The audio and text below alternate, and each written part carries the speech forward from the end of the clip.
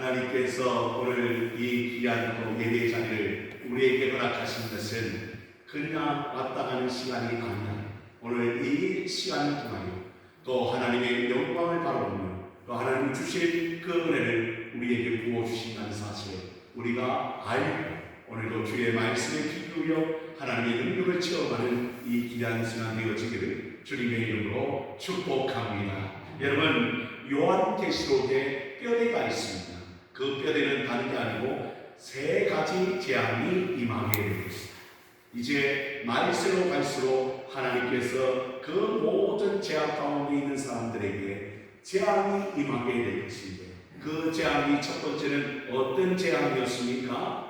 인을 깰 때마다 재앙이 일어나는 인재앙을 우리는 살펴보았습니다.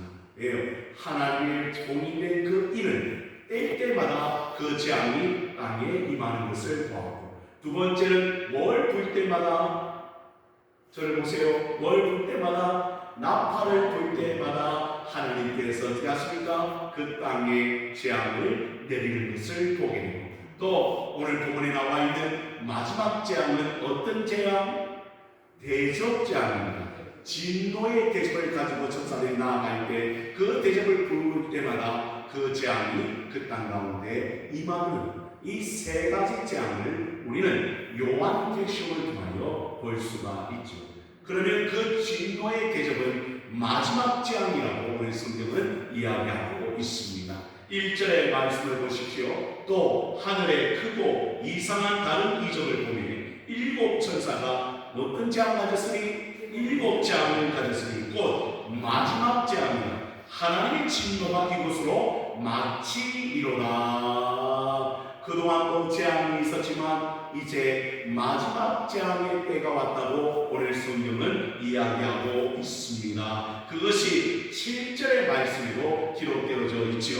내 생물 중에 하나가 영원토록 살아계신 하나님의 뭘 받아 진노를 가득히 담은 금대접 일곱을 그 일곱 천사들에게 주리. 그러니까 이제 마지막 재앙의 시대가 다가왔다. 그러면 그 재앙이 다가옴을 볼수록 우리는 어떻게 해야 된다고 생각이 드십니까?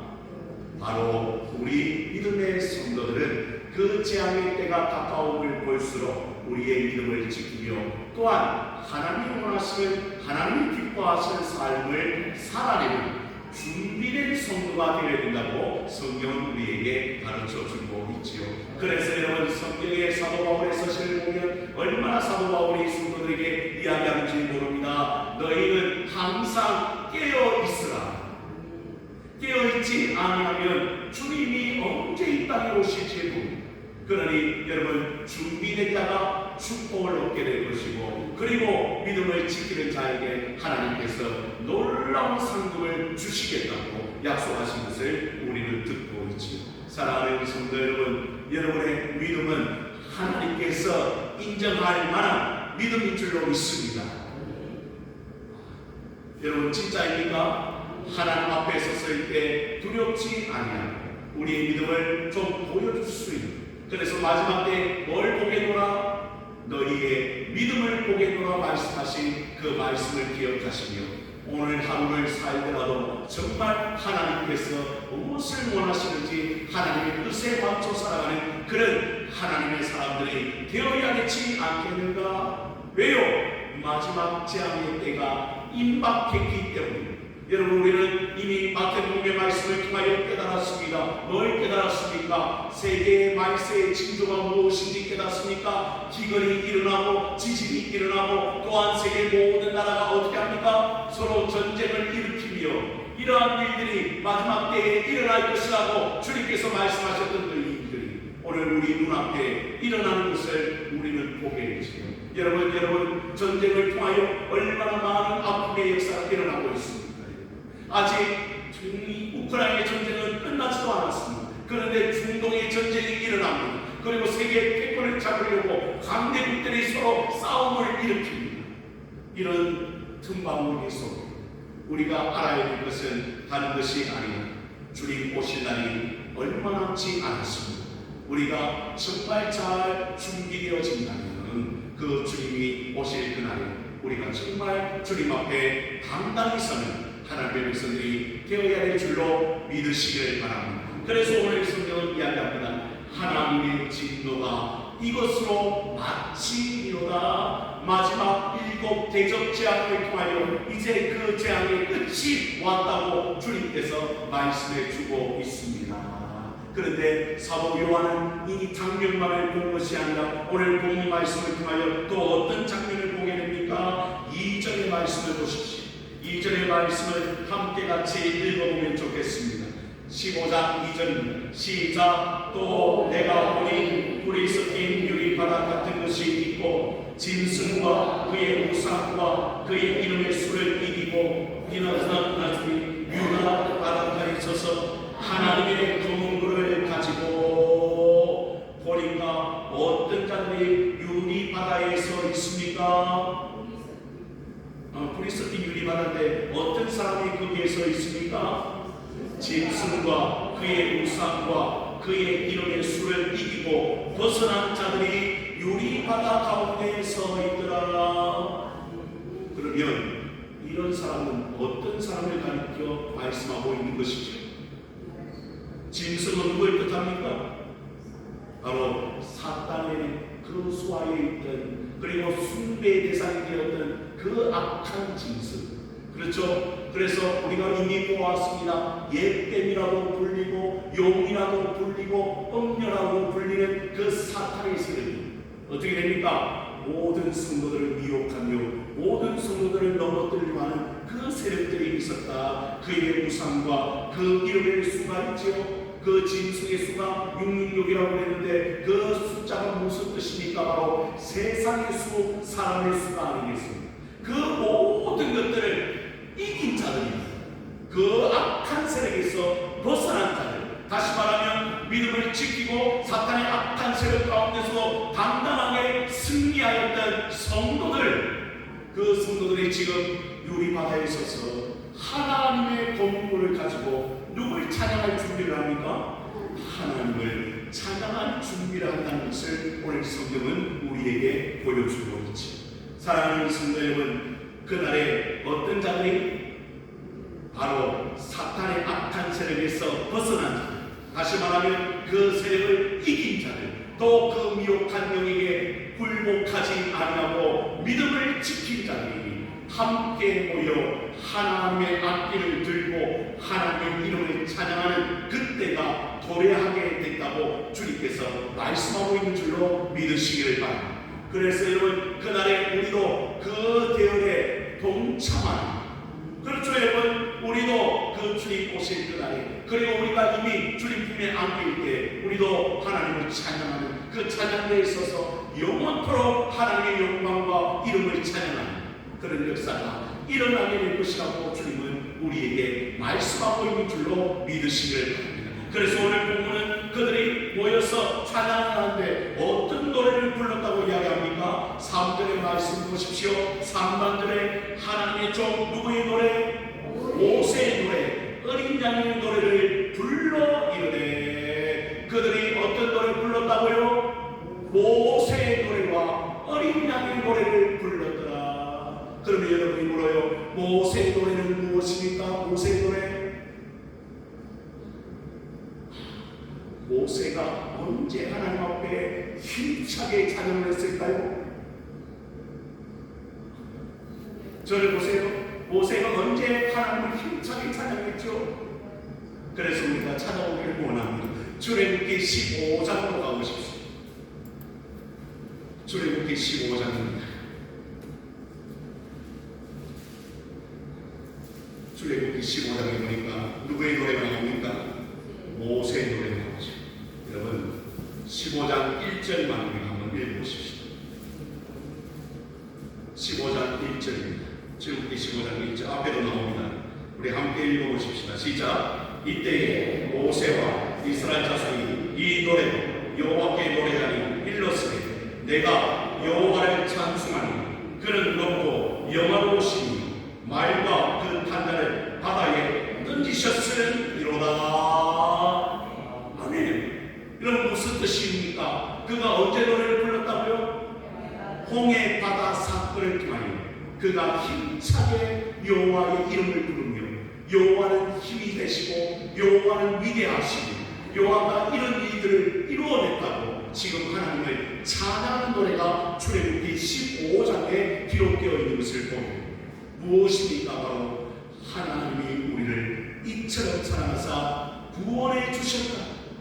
이 악한 어떤 세력, 애굽의 세력, 애굽의 군대에 뒤쫓아옴에도 불구하고 우리 하나님께서 그 홍해 바다로 그들을 다 어떻게 하셨습니까? 그렇죠. 수장시키시고 우리 이스라엘 백성들을 구원하셨도다. 그게 모세의 노래예요. 그래서 하나님의 이름이 위대하며 하나님의 능력이 위대하며 하나님께서 그 모든 구원하심을 이끌어 주셨습니다. 너무나 감사합니다. 그게 모세의 노래였어요. 그러면 다시 돌아옵니다. 드디어 어린 양의 노래를 불렀다고 합니다. 여러분, 어린 양의 노래도 구원의 노래가 아닐까요? 여러분, 어린 양 누구를 가리킵니까? 예수를 가리킵니다. 예수님께서 누굴 구원하셨네? 나를 구원하셨네. 예수님께서 우리를 구원하셨네. 그렇게 하나님 앞에 영광을 돌리는 찬양이 아닐까요? 사랑하는 성도 여러분, 모세도 애굽 군대의 손에서 하나님 우리를 구원하셨습니다. 찬양을 받으시기를 원합니다. 뿐만 아니라 어린 양의 노래를 부릅니까? 우리를 죄악 가운데서 우리 주님의 보혈의 능력으로 우리를 구원하셨습니다. 그렇게 하나님을 찬양하는 그런 우리가 서 있다고 한번 생각해 보시기 바랍니다. 감격이 없네, 감격이 없어. 여러분, 그날에 우리 모두가 함께 모여 그 하나님의 잔치에 참여하여 이 노래를 부르며 하나님 앞에 영광을 한번 돌린다고 생각해 보시기 바랍니다. 그러면 인생에 있었던 여러 가지 어려움, 수고, 헌신, 그리고 참으로 고난들은 다 잊어져요. 왜? 그 주님이 이처럼 나와 함께 하셔서 이곳에서 찬양을 받으시니 얼마나 감사한 일입니다. 그래서 그들이 찬양하는 가사의 내용을 보시기 바랍니다. 다시 본문으로 돌아옵니다. 3절과 4절의 말씀을 제가 읽어드리겠습니다. 본문 3절과 4절입니다. 하나님의 종 모세의 노래, 어린 양의 노래를 불러 이르되 주 하나님도 전능하신 이시여 하시는 일이 크고 놀라우시도다. 만국의 왕이시여 주의 길이 어렵고 참되시도다. 주여 누가 주의 이름을 두려워하지 아니하며 영화롭게 하지 아니하리오니까 오직 주만 거룩하시니이다. 주의 어려우신 길이 나타났음에 만국이 와서 주께 경배하리이다 하더라. 중심은 무엇입니까? 우리 하나님은 만왕의 왕이 되시며 그 보좌에 둘러앉으셔서 날마다 의로운 일을 행하시는 우리 하나님, 그 하나님 말이 오직 경배의 대상이 된다. 오늘 요한계시록은 우리에게 가르쳐주고 있습니다. 사랑하는 성도 여러분, 사람은 경배의 대상이 아닙니다. 여러분, 저게 펴져 있는 여러 가지 산과 돌과 나무들이 경배의 대상이 아닙니다. 여러분 또한 여러분의 자녀도 마찬가지입니다. 여러분의 자녀가 귀하지만 경배의 대상이 아닙니다. 오직 경배하는 분은 바로 살아계신 하나님, 우리와 영원토록 함께 하시겠다고 약속하신 하나님, 오직 우리의 예배를 받으시고 경배의 대상이 되는 줄로 믿으시기를 바랍니다. 그래서 그러한 마음이 평생 동안 이루어질 때 그때 하나님이 우리를 통하여 영광을 받으시는 일들이 일어나게 될 줄로 저는 믿습니다. 그래서 이 마음 절대 변치 마시고 우리가 수요일 예배 시간을 통하여 출애굽기의 말씀을 듣고 10가지 말씀 10계명을 들었습니다. 그 10계명의 주제는 다른 게 아닙니다. 너희 하나님의 사람들아 오직 하나님 한 분만을 섬기며 그분을 예배하고 그분의 이름을 높이는 삶을 살아라. 이게 10가지 말씀의 핵심입니다. 사랑하는 성도 여러분, 다른 길로 빠지지 말고 오직 여호와 하나님 한 분만을 섬기며 그분을 찬양하는 삶을 사는 하나님의 백성들이 다 되어지기를 주님의 이름으로 축원을 드립니다. 그래서 오늘 이러한 찬양의 역사가 일어난 후에 어떻게 되는가 보았더니 5절의 말씀을 보십시오. 본문 5절입니다. 또 1일 후에 하나님의 사람들이 하나님을 찬양한 후에 내가 보니 하늘에 어떤 게 열립니까? 전거 장막에 성전이 열리게 되었더라. 여러분, 왜 전거 장막이라고 이야기합니까? 여러분, 구약을 살펴볼 필요가 있어요. 구약 시대에는 성막이 있었습니다. 그렇죠, 여러분. 그 이스라엘 백성들이 광야길을 걸어갔기 때문에 여러분, 안전한 장소에서 예배를 드릴 수가 없었어요. 그래서 그들은 뭘 합니까? 천막을 치며 하나님 앞에 예배를 드렸습니다. 그곳에 여러분 뭐가 있었지요? 성소가 있고 지성소가 있었어요. 그렇죠? 여러분, 그런데 성소 안에 뭐가 있었고 세 가지, 성소 안에 십계명이 없어요. 여러분, 성소 안에 뭐가 있었다고 제가 말씀을 드렸습니까? 이런 그런 지성소, 성소 안, 성막 안에는 성소와 지성소가 나뉘어져 있죠, 이상으로. 그래서 성소 안에 뭐가 있다고 했습니까? 진설병 놓는 상, 그렇죠? 금촛대로, 또 하나님 앞에 향기로운 향을 드리는 금향로가 있다고 말씀을 드렸죠. 향단이 있다고 말씀을 드렸죠. 세 가지 성물이 있다고 말씀을 드렸어요. 여러분, 그래서 제사장들이 그것을 관리할 수 있도록 하나님께 불이 꺼지면 안 되고, 하나님 올려드리는 그 향이 꺼지면 안 되고, 또한 하나님 앞에 매일 진설병, 하나님이 원하시는 떡을 올려드리는 떡상이 있어야 결국 하나님께서 그것을 받으신다고 했잖아요. 그리고 그 다음에 문을 열고 기장을 열고 들어가면 지성소가 있는데 지성소 안에 뭐가 있더라? 그래서 구약의 말씀 좀 있으면 출애굽기에 성막에 대해서는 함께 공부하면 좋을 것 같아요. 그런데 중요한 것은 그 지성소 안에 바로 하나님의 언약궤가 있더라. 속죄소가 있잖아요. 두 그룹이 날개를 펴고 그게 뚜껑이에요. 언약궤의 뚜껑. 그 안에 바로 여러분이 말씀드리고 싶었던, 그렇죠, 하나님의 싹는 지팡이와 또 십계명의 돌방과 또 뭐가 있죠? 돌 하나니 만나가 담겨져 있는 그 세 가지 그 언약궤 안에 있었던 것을 우리는 알게 되죠. 그래서 여러분, 증거의 장막이라는 것은 바로 성막을 가리킵니다. 예전에 그 성막 안에 언약궤가 있었어요. 이게 증거궤거든요. 증거궤. 하나님의 말씀이 담겨져 있다 그래서 언약궤라고 그래요. 하나님의 임재를 상징한다 그래서 언약궤, 증거궤라고 구약시대에 이야기했습니다. 그래서 오늘 본문에는요, 그것이 이어져 와서 이제 하늘에 성전이 있는데 그 성전을 가리켜 증거의 장막이다. 다시 말하면 하나님의 언약이 담겨져 있는 성전의 문이 열리게 되었다는 거예요.